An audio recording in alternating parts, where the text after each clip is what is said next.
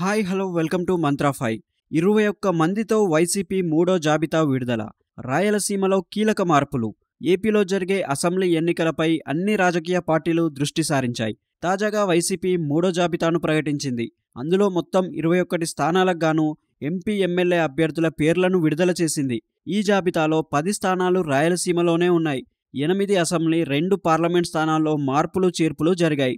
సామాజిక సమీకరణాలు, సర్వేల ఆధారంగా వైసీపీ అధిష్టానం పెద్ద కసరత్తే చేసింది. తిరుపతి సిట్టింగ్ ఎంపీ గురుమూర్తిని సత్యవేడు సిట్టింగ్ ఎమ్మెల్యే కోనేటి ఆదిమూలంను ఎంపీగా మార్చినట్లు సర్దుబాటు చేసింది. సత్యవేడు ఎమ్మెల్యేగా ఉన్న ఆదిమూలంకు సర్వేల్లో బాగా లేదని పెద్ద ఎత్తున ప్రచారం జరిగిన కారణంగా వైసీపీ హైకమాండ్ ఎంపీ అభ్యర్థిగా ప్రమోషన్ ఇచ్చింది. అలాగే పూతలపట్టు సిట్టింగ్ ఎమ్మెల్యే ఎంఎస్ బాబును మార్చి మాజీ ఎమ్మెల్యే డాక్టర్ సునీల్ కుమార్కు అవకాశం ఇచ్చింది. 2019 ఎన్నికల్లో సిట్టింగ్ ఎమ్మెల్యేగా ఉన్న సునీల్కు టికెట్ నిరాకరించి ఎంఎస్ బాబుకి ఇచ్చిన వైసీపీ ఇప్పుడు తిరిగి అదే ఫార్ములాను ప్రయోగించింది. మదనపల్లి సిట్టింగ్ ఎమ్మెల్యే నవాజ్ బాషాను తప్పించి నిసార్ అహ్మద్కు చోటు కల్పించింది. పంచాయతీ రాజ్లో ఇంజనీరింగ్గా పనిచేస్తూ స్వచ్ఛంద పదవీ విరమణ చేసిన నిసార్ అహ్మద్కు మదనపల్లిలో మైనారిటీ వర్గాల్లో మంచి పేరుంది.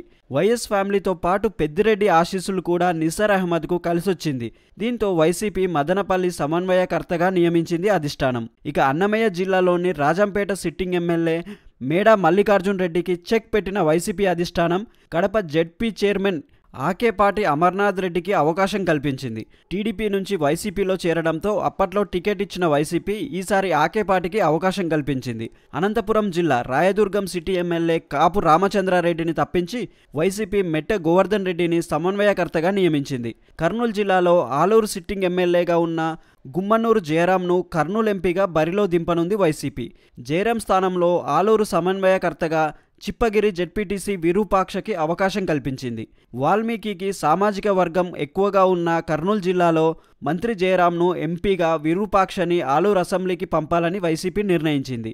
అలాగే కోడుమూరు సిట్టింగ్ ఎమ్మెల్యేను మార్చి డాక్టర్ సతీష్కు అవకాశం కల్పించింది.